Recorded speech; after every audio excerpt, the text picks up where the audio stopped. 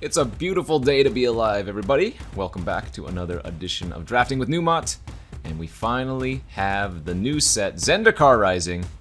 Oh baby, I'm excited. This is my actual first real draft of the format. I've done a bunch of best of one on Arena and then a bunch of sealed here on Magic Online, which is of course best of three, but I haven't actually done a best of three draft yet. So I have a pretty good idea of all the cards. There are still some rares and mythics that I'm not aware of. But anyways, the cool thing about this set is it has kicker. That's returned. There's this function called party. So that has to do with rogues, warriors, clerics, wizards. And then there's also these double face cards, which you can play as a land or you can play as a spell depending on what the situation arises for. So often in this format, you'll run fewer lands than normal, but I don't really have enough time to go over the cards. Royal Eruption, Thwart the Grave, and Glasspool Mimic are all the powerful cards in this pack. And I'm going to go ahead and take here the Thwart the Grave. Excuse me. Let's read this real quick since I didn't have enough time to go over it in the drafting process. But this is Thwart the Grave, 6 mana, sorcery. Costs 1 less for each creature in your party. And so you can have up to 4 party members, the cleric, the rogue, the warrior, and the wizard, as I mentioned earlier. And you get to return a creature card and up to 1 of those party members from your graveyard to the battlefield. So really strong card. When I originally read this card, I didn't know that it returned to the battlefield. I thought it just went to hand, so I thought it was a bad Gravedig effect. But no, this returns them to the field, so it's very, very strong. Anyways, let's get to pack 2. We have a Kargan War Leader, a Marasa Sproutling. No great black cards here. The Drain as Silencer is fine, and the Mind Drain I do like a lot, but it's not a super high pickup. So we're going to be looking to take a different card here, and I think it might just be the Sproutling. This card has overperformed for sure. It's a 3 mana 3/3 baseline, but then if you kick it, you can return a kicker card from your graveyard to your hand. So lots of nice value there. I think green-blue is the color of kicker, but it's not too hard to get some good kicker cards throughout the draft. All right. Third pick, we have the Kargan Intimidator. They finally reprinted the Cowards Can't Block text on another card. This one's a really solid 2-drop. If you can read the abilities there, you can choose one that hasn't been chosen already. You can give it +1/+1. You can make a creature a coward, and you can give it trample or another warrior trample. So it's often hard to block and just a really powerful 2-drop. But what else do we have here in this pack? Some mediocre black cards and some okay green cards. You'll notice that this is a warrior, this is a cleric. I think I don't mind just staying open here and taking the Intimidator, though. I think this is a very powerful 2-drop, and it does fulfill the role of one of the party members, so we'll take that and see what happens. Fourth pick, we have an Into the Royal, a Gnarlid Colony, Acquisitions Expert, Sajiri Shelter. Just to take a moment to go over all of these dual face cards. These cards are amazing. The fact that you can play them as a land as necessary or as an extra spell in your deck just makes them so much more powerful than a normal card. And so even though something like this effect on its own maybe wouldn't be the best card, because you can also play it a land, makes it so much better than normal. So I think people don't underestimate the double-faced cards. But for now, we're looking at an Acquisitions Expert, I think, over the Gnarlid Colony. Goes well with Thwart the Grave, and just a pretty nice card that can... I mean, if you think of it, it's a 2 mana 1/2 that can go towards party, and it also gets a card out of your opponent's hand. So good pickup there. And wow, I'm a little bit surprised we're getting a 5th pick Soul Shatter. Just a pretty solid removal spell here. Each opponent sacrifices a creature or planeswalker with the highest converted mana cost among creatures and planeswalkers they control. So you don't get to target anything with this, but your opponent is sacrificing their most expensive creature often enough that this just becomes the removal spell that you wanted anyways. So I'm pretty happy to see that here. 5th pick. Other okay cards like Molten Blast, 2 damage to a creature is fine. There are a decent number of creatures that kills, but there are also a number of like equipment in the format. But pretty easy Soul Shatter here for me as we get another Thwart the Grave. I like how the art decided to show up on this one and then this one came as well. So pretty nice pickup. We might be going some black graveyard based deck, but that's pretty nice. Okay, next pick doesn't really have anything too fancy. Definitely don't need Blood Beckoning when we already have double Thwart. I actually am a big fan of this Core Celebrant. If we wanted to move into black-white, which is the cleric theme for most part. But I think because we already have the Intimidator and the Molten Blast is a fine removal spell, we'll go ahead and take that here. But it's probably between the Celebrant and the Blast, so because we already have a red card, let's just continue taking that. And somehow we have a 8th pick Arrest. And now that leads me to believe I should have taken the Celebrant there, because this is just a really good removal spell. Crazy, okay. Yeah, and now we're just going to start taking the Celebrants. I think we might just immediately move into the black-white Cleric deck, given how late these are coming around. Prowling Felidar is a pretty good card. Lots of landfall in this format, in addition to the other things I was talking about, the kicker, the party mechanics. And yeah, this one's a nice one. It's a 4-mana 2/3 Vigilance, but unlike old Zendikar or old landfall cards, it's not a temporary boost of power and toughness. It's a 1/1 counter, so this thing can get out of hand very, very fast. Super happy to see this card. Like, again, it's overrun or it's a land, so even if you don't have any creatures, it still has utility. These things are so nice. I don't know why they're going so late. And we wield the other Celebrant. Perfect. Yeah, let's just go straight into black-white life gain deck.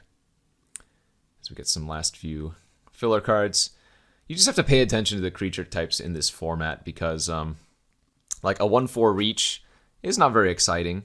It's a fine card, but more importantly, it's a rogue, right? So it fulfills the party or one of the party needs. But yeah, I think we fell into a pretty good seat here. The white was clearly open, getting that super late binding, and yeah, seeing some good late black cards also was a good signal for me. So let's move on to pack number 2 here. Our rare is the Skyclave Relic. Not a card I take very highly. If you're splashing in the format, sure, go ahead, but this is not a card that you want to take very early. The cards that we're looking at here are like the Zoth Consumption, or one of these life gain 2-drops, or like a Dreadworm, which is a completely reasonable top-end beater. I think I'm going to go with the Consumption, though. Yeah, just like I said before, like normally you wouldn't be thrilled with a 6-mana card that says each opponent loses 4 life and you gain 4 life, but again, the fact that you can also play it as a land just puts it over the top here, so easy pickup for me. As we get past a Linvala, Shield of Seagate. Good card. Not a card I'm going to take here on the splash, but 3/3 flyer for 3 baseline is good enough, and then she has some pretty good abilities. The card we're going to take here is the Relic Vial. This is the card that you want to see when you are black-white. It's a 3-mana artifact. You can tap 2 and tap it, sacrifice a creature, draw a card, but then more importantly, as long as you control a cleric, this has, whenever a creature you control dies, each opponent loses 1 life and you gain 1 life. So very easy to just drain the opponent out, keep your life total high. And this is the exact deck that you want to put it in. Wow, crazy. Now we got a freaking Yasharn here, Implacable Earth. This is a 4-mana 4/4 that draws 2 lands from your deck. Pretty darn solid.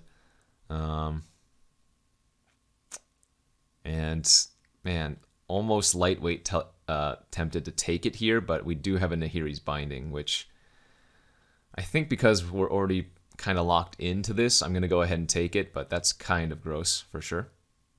We just passed 2 good white rares, but they were tagged along with some other colors, so don't mind doing that. Okay, now I'm kind of regretting everything because maybe the green-white counters deck was there. We don't really have too much in the way for us. We have like an Expedition Skulker, which is a 2/2 that gains Death Touch if you have another Rogue, or some other filler cards. We'll go ahead and take the 2/2 for 2, but might have to keep my options a little bit more open here, as this pack is just kind of bad. This is like a Party Fixer. Yikes. The Mucklord is filler. No party members. Smite the Monstrous is filler. I've heard a lot of people say that the Cliffhaven Kite Sail is actually a lot more reasonable than would first look. Normally a card like this, if you can remember any of the Kite Sail card equipments previously, were not very good, but the majority of the equipment in this set, if not all of it, I can't recall, auto-equips when you play it, so it becomes a little bit better because of that. Alright, so not a bad pack here. We have a Mind Carver, which is another decent equipment. That's more for the blue-black rogue deck. We have a Dreadworm, which we're probably going to take just as another fine beater. Mesa Lynx, Spare Supplies. And yeah, we'll take the 5/4 here. Another Nahiri's Binding. I don't know what's going on. I could just take like 10 arrests, apparently. Alright, I'm fine with that. If they're going to hand them out to me, I'm going to take them. Nice. So this is a card that looks innocuous at first, but actually does a surprising amount of work. It counts as all of the party types, and it helps fix. Notably, there are multiple cards in this format that do have every party type, but they do not fulfill every role. So, for example, if I'm casting Thwart the Grave, and this is my only creature on the battlefield, it only counts for one party member. It doesn't count as all 4, it just has all 4 types. So it can fill a role that you do not already have. Yeah, another Dreadworm here seems good. Passing a Silencer. Again, I'm not too high on this card. It's fine, but like you compare this to a lot of other creatures in the format, or a lot of similar creatures to this type, and you can tell it's just kind of a little bit weak. Granted, if I had known I was going to get a 3rd Dreadworm, I probably would have taken the first of those. Okay, last few filler picks. Nothing to do here.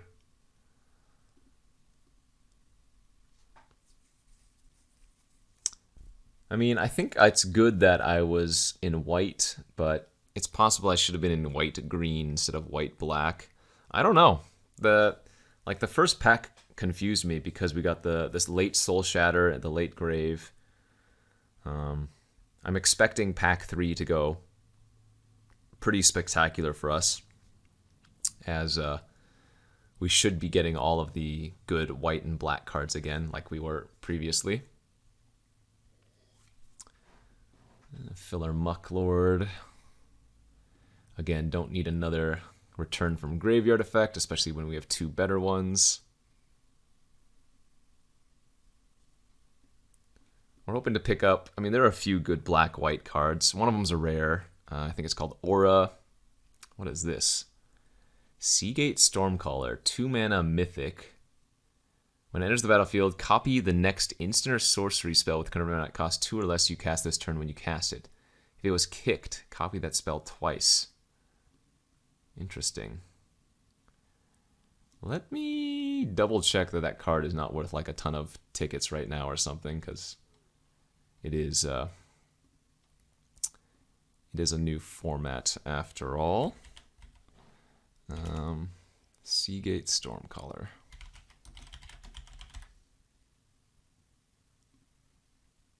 Oh, Jesus, it's worth like 20 tickets online. All right, well, I'm not above rare drafting because this card is apparently worth a lot of money. This pays for over the draft. This pays for like 1.5 drafts, so. Pretending that this wasn't here, I would probably take the Rebirth. Again, another completely reasonable card. Standalone, and then a land in a pinch, but not going to pass 20 tickets. Okay, pack number 2 has a good removal spell in Feed the Swarm, a Maria Captain, which I think I'm taking here, Royal Eruption, but yeah, let's just take the Maria Captain. Baseline, it's a 2/2 Flying Vigilance for 4, but then if you have any other party members, it gets an additional +1/+1 counter for those, so Can potentially be a very, very large flyer. Ooh, speaking of other good large flyers, this Fearless Fledgling I think is one of the best 2-drops in the format. It's a 2-mana 1/1, but the landfall ability gives it flying, and you put a 1/1 counter on it. The flying is until end of turn, the 1/1 counter is permanent, so often enough you can just play this and kind of just win the game. Okay, what is this one? Exile all creatures and planeswalkers with converted mana cost 3 or less from the battlefield, and all creature and planeswalker cards with converted mana cost 3 or less from all graveyards. Wow. That is an interesting wrath effect here. I think we're going to go ahead and try to take that. Seems fine to me. Could take an Ox here or a Cleric. Whenever you gain life, each opponent loses 1 life. That might be worth it here. Remember, I'm not really doing rogues shenanigans. This is more for party, even though I already have one. Yeah, let's go ahead and take the 3-drop, some life gain synergies. Spoils of Adventure is another crazy powerful card. 6-mana instant, gain 3 life, draw 3 cards, and then it costs 1 less for each creature in your party. Very, very good. Pretty hard for me to pass this Black Bloom Rogue, although I don't really want another 3-drop. I guess I'd rather just have some more life drainers, and I need more 2-drops. Kind of wish I had taken all of the Blood Priests that I had seen, since there were quite a few going around originally. As we get a Shepherd of Heroes, that's another nice one. 5-mana 3/4 flyer, gain 2 life for each creature in your party when it ETBs. This is probably not as good as just taking the Seagate Colossus here. I'm probably going to cut this Kite Sail. Whoops. Okay, some decent wheels as well. I guess we can probably just take a 3rd Celebrant. That seems fine. Ooh, another Blood Priest on the wheel. Beautiful. Okay, that's a 4-mana 4/3. That's a Warrior. Sure. Seems better than some of the other cards I have in my deck. And we'll go ahead and take the Silencer. Alright, I mean, I guess more than black-white life gain, we're more like black-white party members. Gonna have to make a decent number of cuts, but I can probably get away with 16 lands, no problem. Since 2 of my spells are also lands themselves. So we can cut the Skulker now. We don't need this Warrior. This is a land, this is a land. I think we want all of these removal spells, yes. Maybe this is more of a removal or a sideboard removal spell, since it does kill quite a few of my creatures as well. I'm debating whether this Silencer is worth it. It's probably not. It's a rogue, and I'm going to have a Cleric.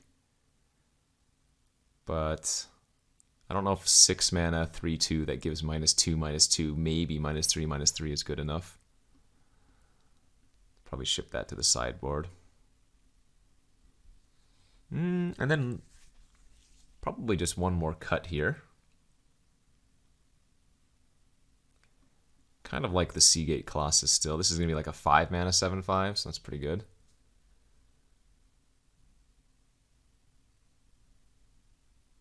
Maybe it's just one of the Dreadworms.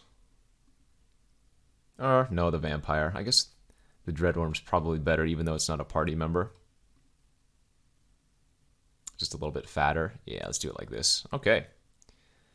So, first true draft of this format. Go ahead and ship 8/8, and yeah, let's go to round 1 here of this Zendikar Rising draft. Here's round 1 of this Zendikar Rising draft. We have won the die roll and choose to be on the play here. That does not look like a keepable hand to me. Missing 1 planes. Let's go ahead and go down to 6. And yeah, this hand's actually pretty darn good. We'll keep this. And what do I want to lose? I guess we just lose the Stampede here, or maybe... I guess the Expert is not good enough right now, standalone, and we'd rather keep the 3rd land, yeah. Let's go like this. Let's play the Mesa as a land tapped. Then next turn we can go Fledgling. Then the turn after that, land, attack for 2 in the air, and just start growing our Fledgling.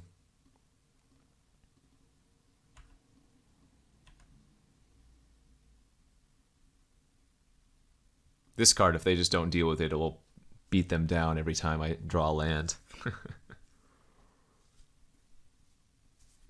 Okay, Mammoth. That's another really good double card.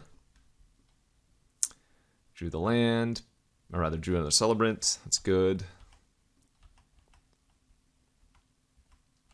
And let's go aggro here. We're going to play our 3-2. Whenever I gain life, each opponent loses 1 life. Combine that with the Celebrants that we have, and oh baby.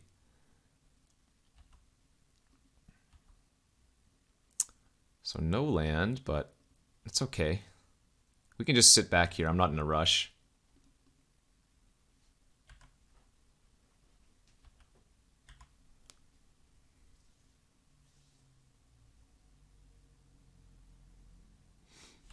Okay. There's a land. Let's give our Fledgling flying. Let's attack for 3 in the air. And then we're going to play another Celebrant, which is going to double trigger our Marauding Blight. So the opponent's going to lose 2 life here. Oh yeah, this is going well.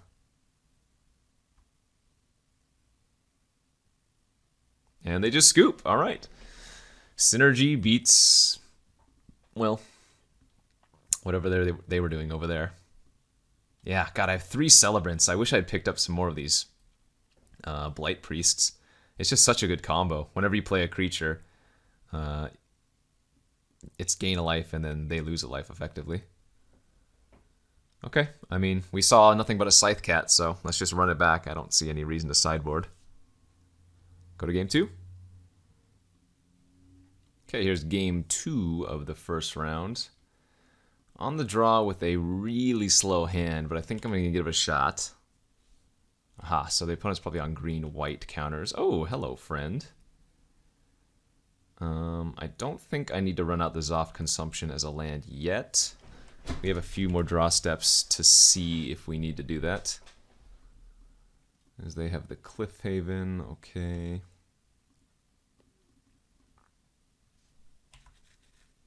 Definitely don't want to trade our Fledgling for that since we just drew the 1/4 especially.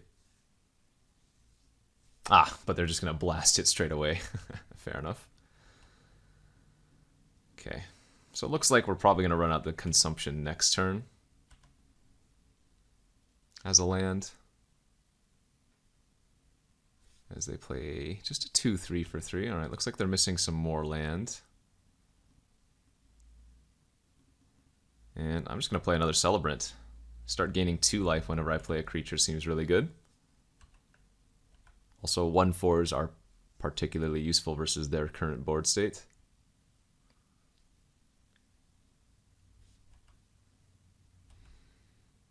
Okay, so we can thwart here, but there's no reason to, of course. We only have 1 creature in our graveyard, so let's go ahead and just gain 5 life or 4 life and pass.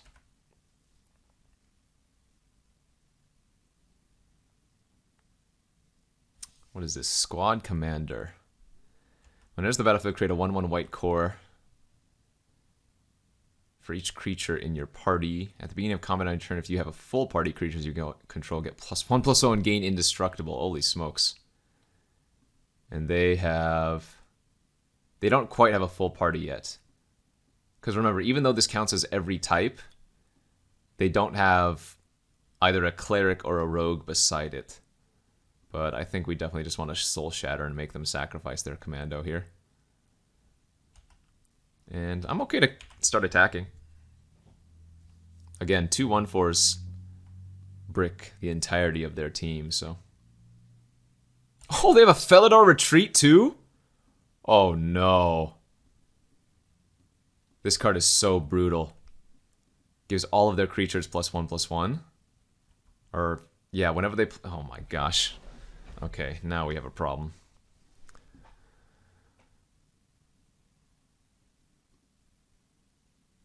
This card is just so hard to beat.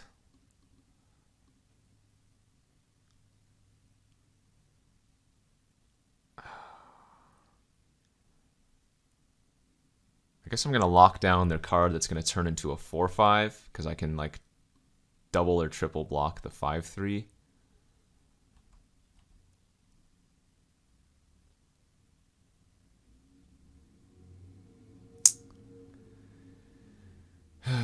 Yeah, I mean, the issue is if they just draw lands, we lose. So I have to start attacking. I can't win if I just sit back. Okay. When they play a land, they also get to tap a creature.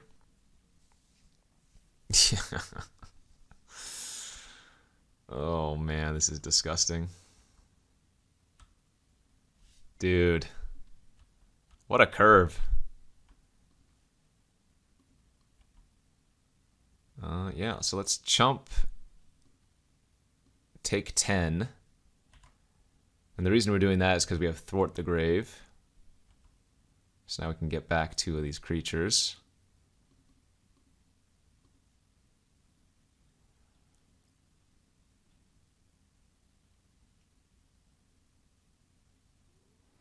Go ahead and play the land to give our fledgling +1/+1. Again, I just can't beat them playing lands, so we have to try to attack. Hope they just draw random spells.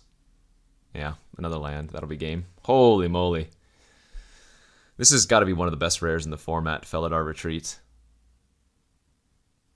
Like, whenever you play land, you either get a 2/2 cat token, or you put a 1/1 counter on each creature and they gain vigilance, so it not only builds out your board, but then it makes it go tall. And now that I've seen that, we might want to bring in this Shadow's Verdict.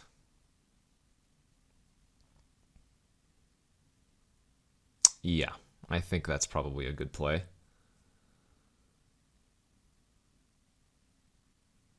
Question is, what am I cutting now?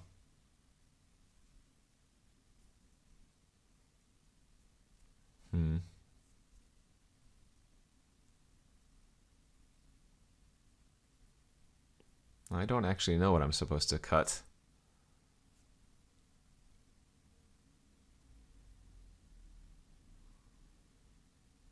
I guess I could just cut like the Zoff Consumption or the Stampede. I suppose the Stampede's not going to be as good in our deck. So let's just take out the Stampede and put in the Verdict. Can still run 16 land in the Consumption just fine. Ooh, this hand's a little bit risky. But I think I'm going to give it a shot. Obviously the dream draw is just a plains, but a third land for Relic Vial wouldn't be all that bad.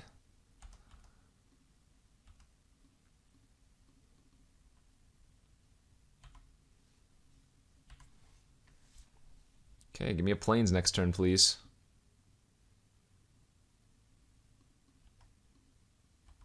Oof, not good, not good. Drew back-to-back Celebrants. I'm going to go ahead and just take a hit for 3 if they attack. We don't want to trade off a creature until we can get this relic online if possible. So they play a Scythe Cat and a double white card. Oh well. Sometimes that's how it goes, I suppose.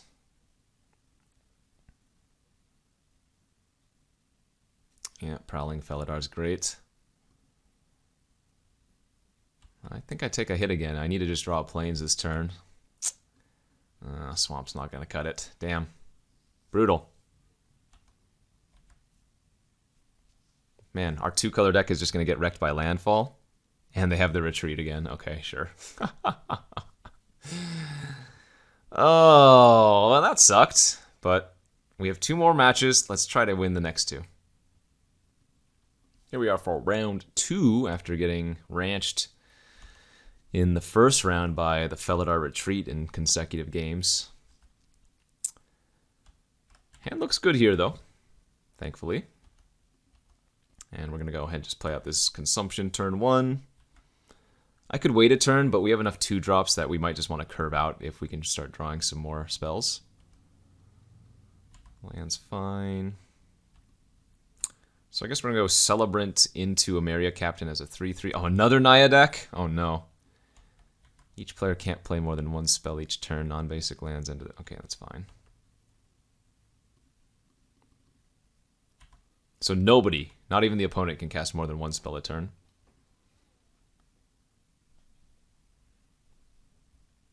Oh, what? Naya Celebrant? Okay. Well, I think we can beat their deck.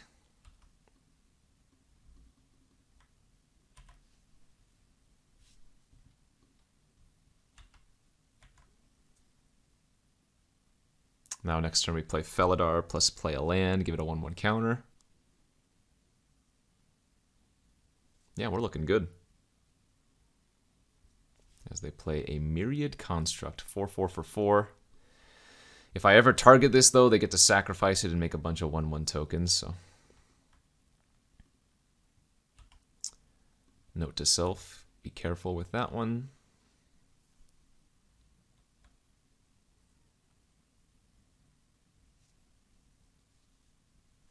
They hit land number 5, which means I can't block their 2/3 flyer standalone now.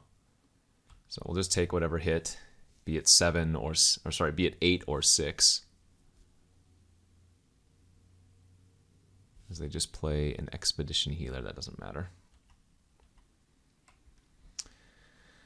Okay. Yeah, land grows our Felidar. And that means we can attack with the 4/5 Vigilance and the 3/3 Flying Vigilance.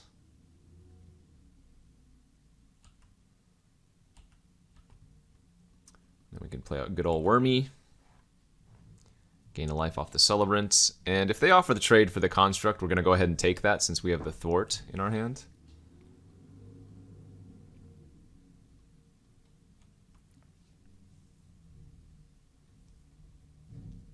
We don't really care if any of these creatures die. Core Blade Master, sure.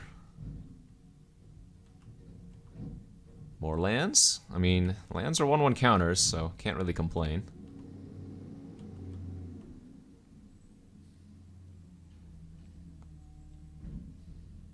Okay. Safe to say we're winning this race pretty easily. They're going to have to leave back their Archon of Ameria to block now, would be my guess. Oh, okay, or they just scoop it up. Man, these games have been super fast.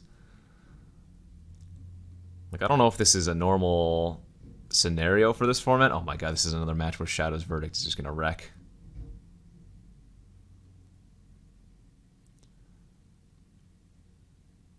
Oh, you know what? I should be cutting the Zoff consumption instead, because I would rather actually have more white sources.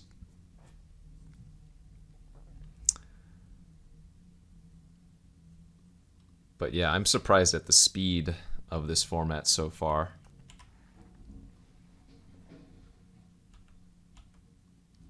Game 2 here, round 2, on the draw. Decent hand. Turn 2, Malakir Blood Priest. Oh, turn 3, Celebrant now. Turn 4, 3/3 Flying Vigilance. These are both clerics, and then the captain is a warrior. Oh, but that's a good draw. So instead now of playing Celebrant, we're going to play the Pack Beast turn 3, and then Ameria Captain is going to be a 4/4 Flying Vigilance on turn 4. Kind of nuts.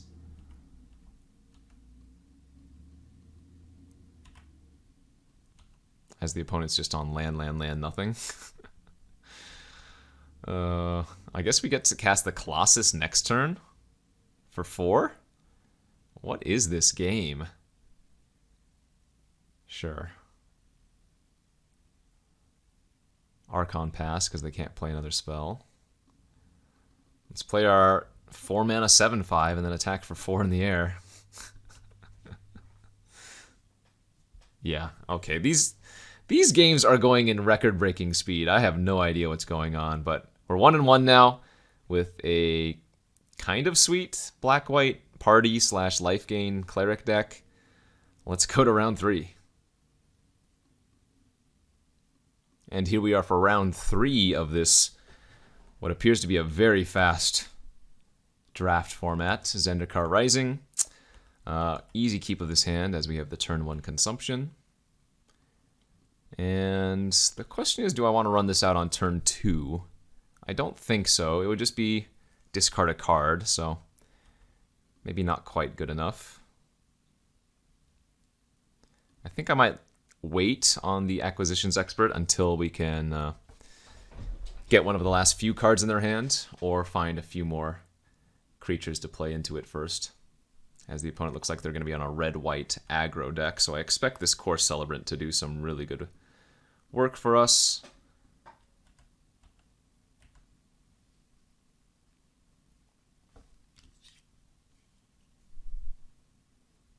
How does red-white ever beat a 1/4? That gains life. Impossible.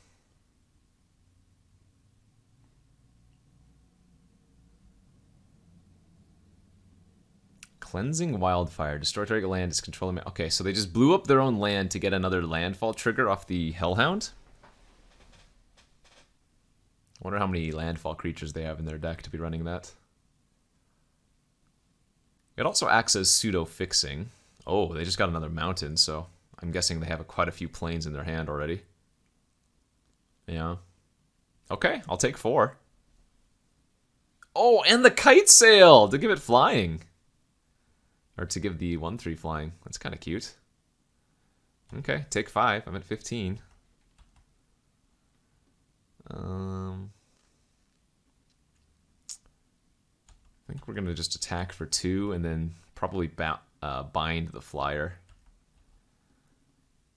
The thing is, this card would be annoying anyways because it's pumpable. So the Hellhound is only relevant when they play a land, which is not going to be forever.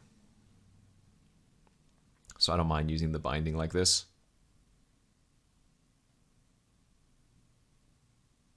And if their best play this turn is equipping the Hellhound, playing a land, and attacking for 2, then I'm more than fine with that.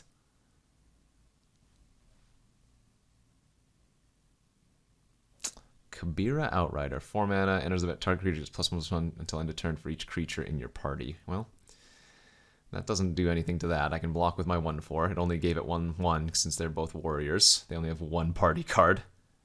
I think they thought that this was going to give +2/+2, but it doesn't. Yeah, had to be it. And we'll go ahead and play out our Dreadworm this turn. And then Acquisitions Expert next turn.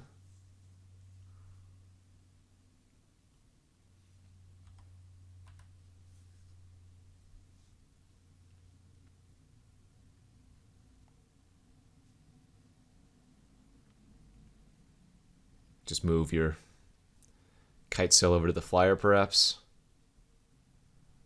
Or something else. Tormenting Voice, maybe.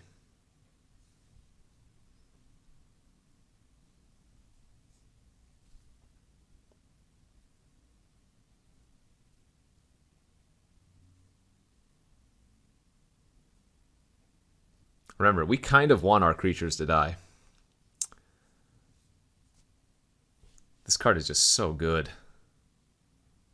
I remember when I first read this card, I just glossed over it because I assumed they would just go to your hand. But man, the fact that they both go back to the battlefield is so crazy.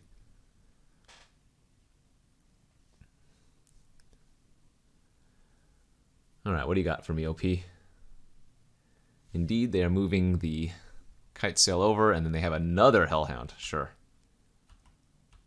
Oh, Soul Shatter. That's pretty good. They only have 1 expensive creature right now.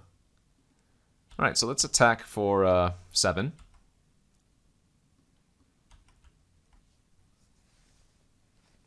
They just take it. Great. Let's take a look at 2 of 3 of the cards in their hand. Also gain a life from the Celebrant.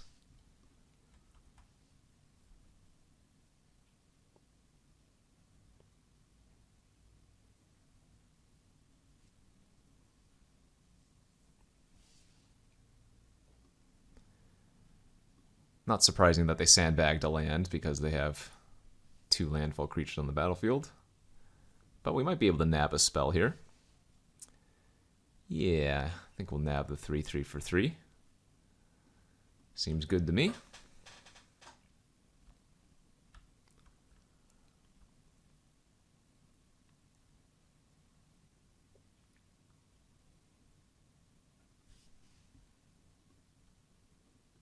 Okay, there's their mountain.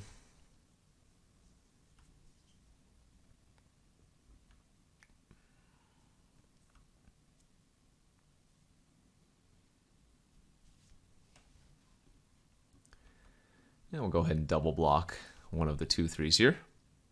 Oh, wait, this didn't make any sense. What am I doing? Well, that was stupid of me. For some reason, I thought I was going to be able to kill one of the Hellhounds, but that's not how that works.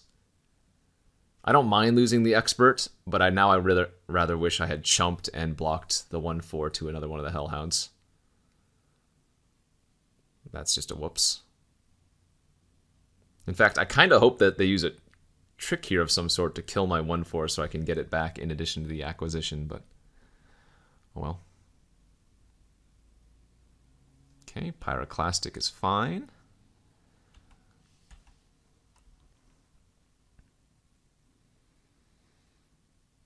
And yeah, I think I just right-click attack with everything.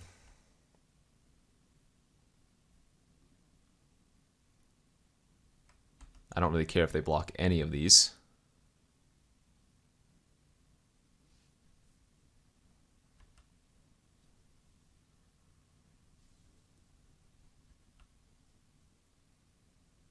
Because the plan is just to return 2 creatures. So if they try to trade with the 5/4, that's great. They didn't. They decided to take all that damage. And now we can thwart back both of these creatures and take a look at the last 2 cards in their hand and gain a bunch of life. Cinderclasm, okay.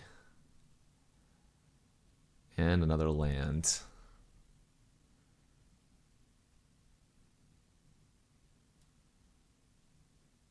I guess we're going to take the Cinderclasm.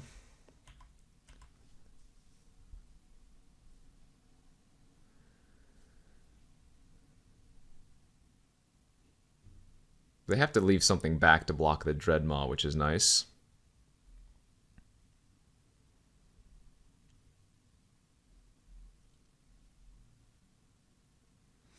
Give their Hellion flying. No, give their Hellhound flying. Okay. And just attack for 2 in the air. We are fine with that. Land is great. Gives our worm indestructible.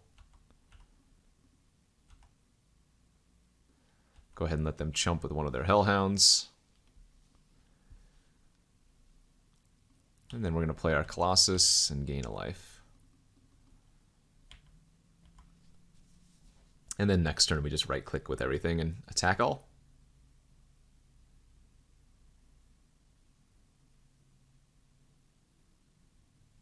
Nice. All right. So red-white aggro here. We want to bring in this cliff. We want to bring in, once again, the Shadow's Verdict. I guess maybe I should have just started this in the main deck.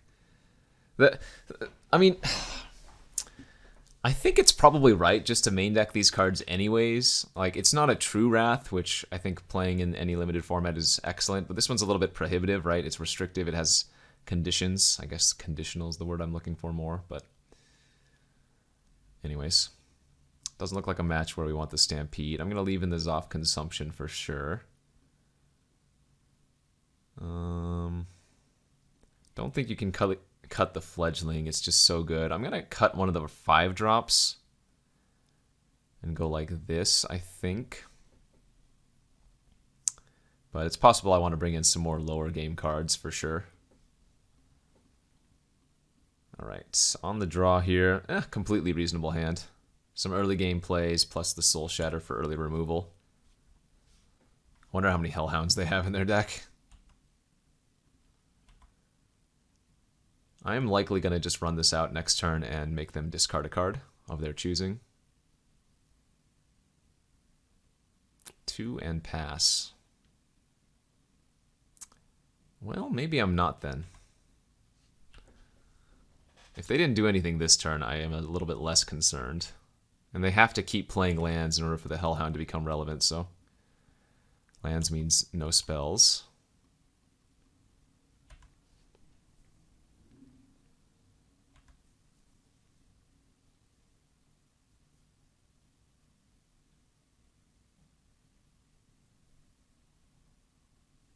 Okay.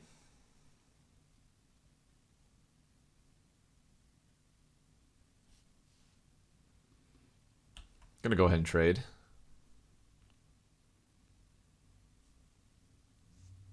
It appears they don't have too much more action than the Hellhound going on anyways. Plus, I have double Thwart the Grave, so seems right to do. Okay, now is the turn I'm actually going to make them discard a card since we drew the Shepherd. That means we're going to gain 4 life with the Shepherd next turn. Also, it blocks the 1/1 by itself.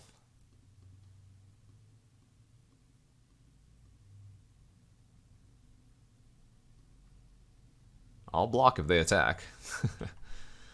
Let's play this before attacks. Gain 4 and then attack for 1.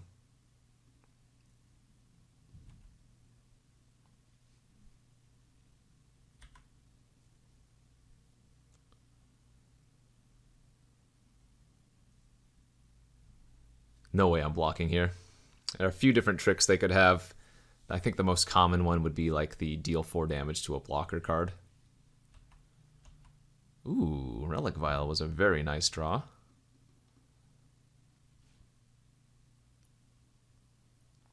Let's play that before attacking.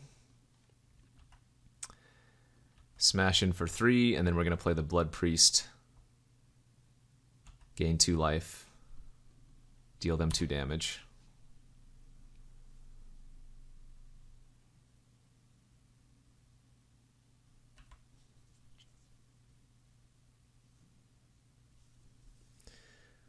This game feels over. It's turn 7, and I'm at 21 life versus the Boros aggro deck.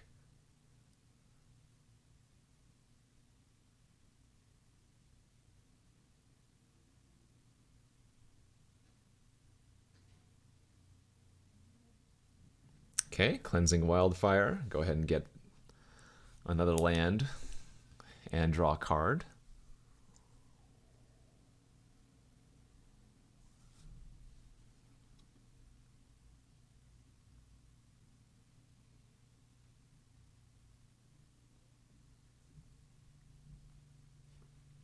Now what? And now a lowly 0-1, sure. Yeah, I just don't see how they're going to come back from this one. Let's go ahead and drain them for 2 again, gain 2 life. Attack for 3 in the air.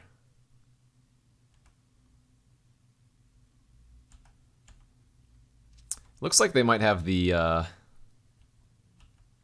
1 white deal damage card in their hand. We'll see. Nope, maybe not. But now I can just start sacking my random creatures, drawing extra cards, and we have 3 different clerics, so we start slurping their life total too.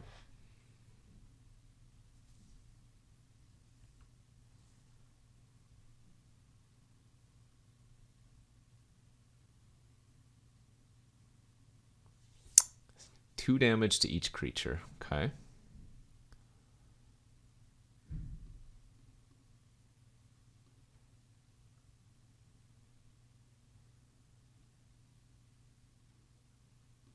And they're going to keep their guide alive. Sure. All right. I mean, this was a good turn for them, but like they're at 6 life. I have a 3/4 flyer. I'm at 26.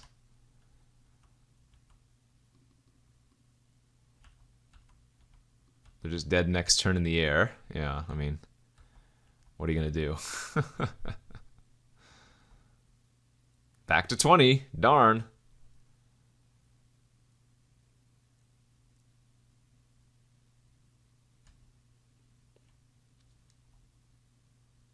Like, even if they kill my flyer, they lose a life. I gain a life. I draw a card.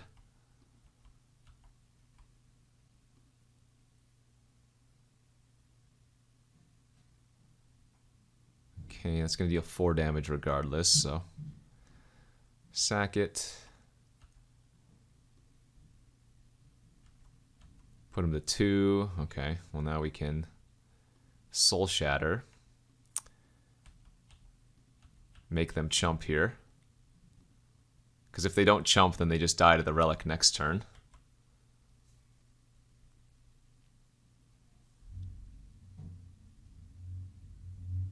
Oh, they have a Felidar Retreat. Wow. Everybody has that card. It's so busted.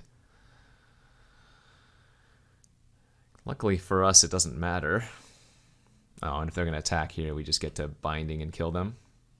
Not that there was going to be much that they could do anyways. But attack for 1, put them to 1, and then drain them for 1. GG. Okay.